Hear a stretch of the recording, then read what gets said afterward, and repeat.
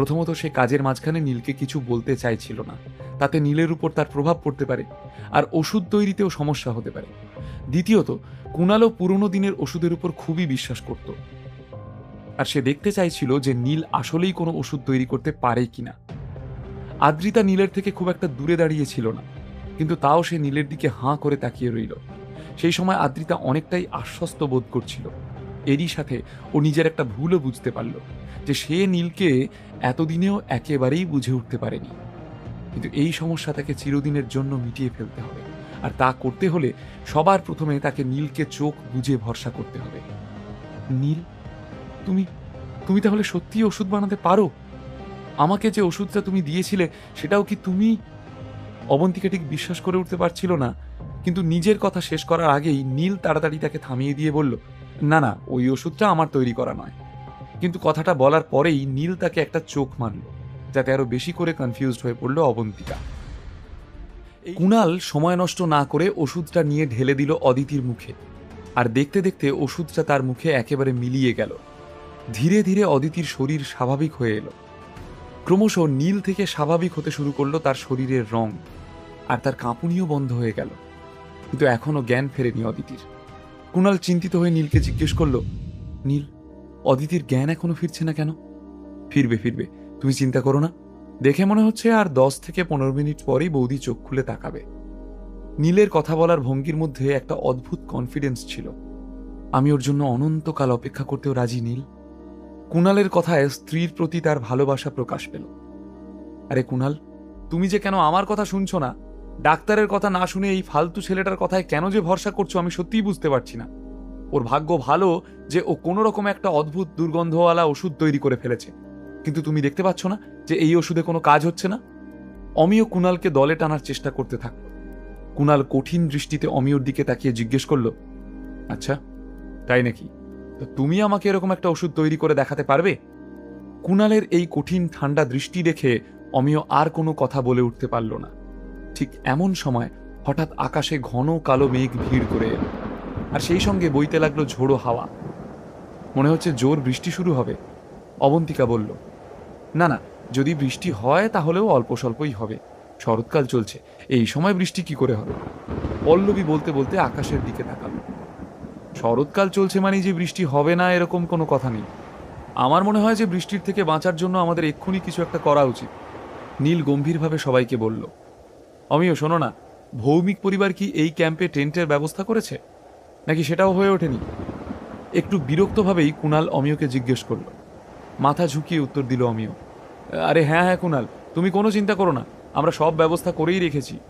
প্রতিটি পরিবারের জন্য 2টো করে তাঁবুর ব্যবস্থা করা হয়েছে। আমাদের লোকজন সেগুলোকে নদীর ধারে লাগিয়েও ফেলেছে। সেই সময় আকাশের অবস্থা দেখে চমকে উঠল নীল। চোখগুলো বড় বড় করে তাকিয়ে থাকলো সে আকাশের দিকে, যেন কিছু একটা বীভৎস দেখে ফেলেছে সে। নীল, কি হয়েছে? তুমি এরকম চমকে উঠলে কেন? শালিনী কৌতূহলী হয়ে পড়ল। আমি আমি ওই নদীর ধারে তাঁবুতে কিছুতেই থাকবো না। নীল যেন ভয় পেয়ে গিয়েছিল। এই জায়গাটা মোটেই সুবিধের নয়, আর ওই নদীটাও খুবই বিপজ্জনক। যদি ঝড় ওঠে তাহলে এখানে বন্যা হয়ে যাবে, আর সমস্ত তাঁবু যে কোনো মুহূর্তে নদীর স্রোত এসে ভাসিয়ে নিয়ে যাবে। নীলকে এক ধমক দিল অমিয়। তোমার কি মাথাটা খারাপ হয়ে গেল নাকি? বর্ষাকাল সেই কবে চলে গেছে, এখন আর ভারী বৃষ্টি হওয়ার কোনো রকম সম্ভাবনাই নেই। হ্যাঁ, আকাশ কালো করে এসেছে, 5-10 মিনিট বৃষ্টি হতেই পারে, কিন্তু তার বেশি কিছুই হবে না।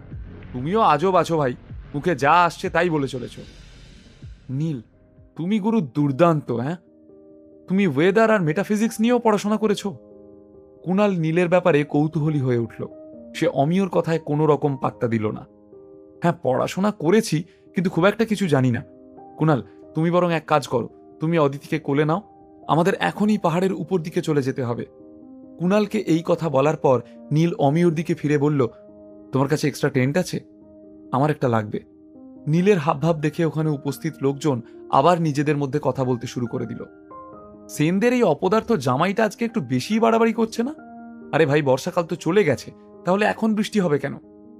যখন আদ্রিতা লোকজনের মুখ থেকে এই সমস্ত কথা শুনল, তখন তার মুখ কালো হয়ে গেল। নীলের প্রতি তৈরি হওয়া সমস্ত ভালোবাসা যেন এক নিমেষেই হাওয়ায় মিলিয়ে গেল। ওর নীলকে নিয়ে লজ্জা হচ্ছিল। কুণালও একটু অবাক হয়ে নীলের দিকে তাকিয়ে রইল।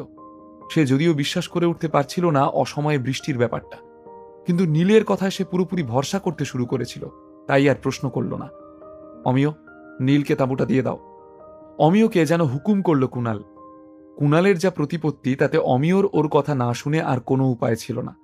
কুণালকে শুধু হুকুম করতে হতো, আর অমিয়র কাজ ছিল সেই হুকুম তামিল করে যাওয়া।